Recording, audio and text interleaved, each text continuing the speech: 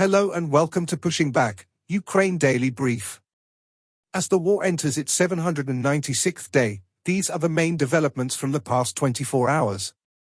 Russia has lost approximately 468,720 troops in Ukraine since the beginning of the war, the General Staff of Ukraine's armed forces reported. The number, which has not been independently verified, includes 1,250 casualties over the past day.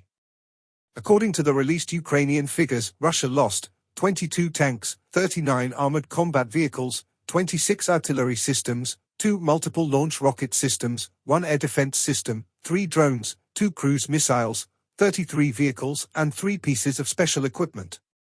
14,000 Russian armored fighting vehicles have been destroyed since the beginning of the Russian full-scale invasion. The update from the General Staff of the Armed Forces of Ukraine. There were 93 combat engagements. The enemy launched a total of 4 missile and 35 airstrikes, carried out 56 multiple launch rocket system attacks on positions of Ukrainian troops and various settlements. The Ukrainian Air Force launched airstrikes on 5 concentrations of enemy troops of Russian invaders. Ukrainian missile forces hit 1 command post of the Russian invaders. In its latest intelligence update, the UK's Ministry of Defence reports Ukrainian forces launched a drone attack on a Russian airfield and oil refineries on April 27, 2024. This attack targeted Russian fighter jets and their supplies, potentially disrupting Russia's air attacks on Ukrainian positions. The success of this attack may force Russia to spread out their air force and air defenses. In its latest intelligence update, the Institute for the Study of War, Russian forces secured additional marginal tactical gains northwest and southwest of Avdiivka as of April 29, but have not made significant advances in the Avdiivka direction over the last 24 hours. Russian forces have the opportunity to choose among multiple tactical directions for future offensive drives near Avdiivka, but it remains unclear where they will focus their efforts in the near future.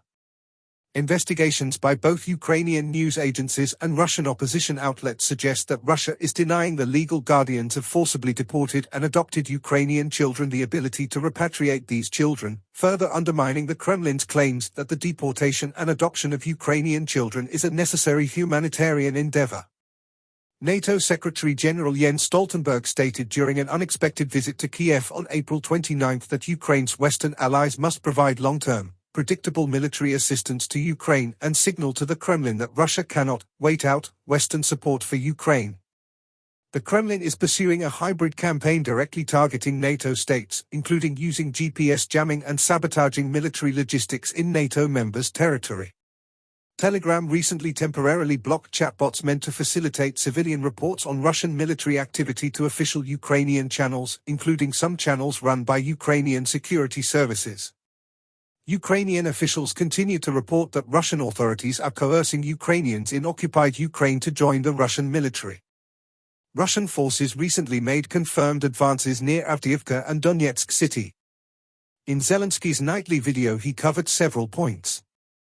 Firstly, there were Russian attacks in Odessa and Kharkiv, resulting in casualties.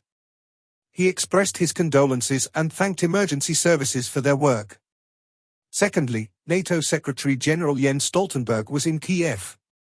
Zelensky spoke about his discussions with NATO regarding weapons deliveries to Ukraine.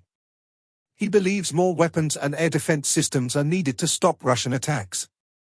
Lastly, he mentioned a meeting with his staff where they discussed the war effort, including intelligence gathering and prisoner exchange. He thanked those who support Ukraine. Ukraine's First Lady, Olena Zelenska, met yesterday in Kiev with Duchess Sophie of Edinburgh, wife of Prince Edward, brother of the British monarch King Charles III. This is the first visit of a member of the British royal family to Ukraine since the beginning of the full-scale Russian invasion. Thanks for following today's updates. Please don't forget to like and subscribe for more content.